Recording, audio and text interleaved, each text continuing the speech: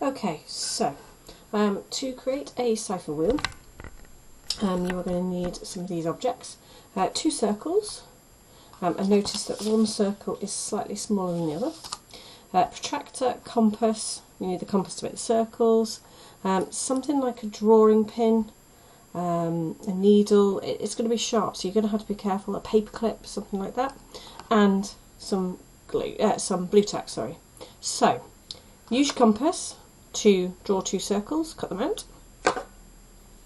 Then we're going to make 26 equal distanced sections. So to do this, from maths, you're going to use your protractor.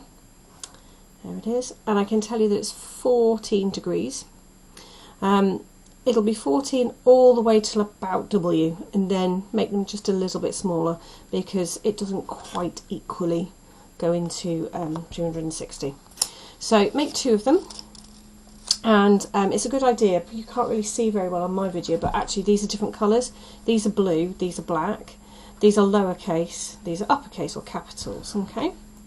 Then take, oh that's my phone, and take where the hole was for you to use your compass, place the drawing pin or something in order to grapple it. That's what the blue tack's for, so I don't end up hurting myself. And now we have a homemade cipher wheel. Okay.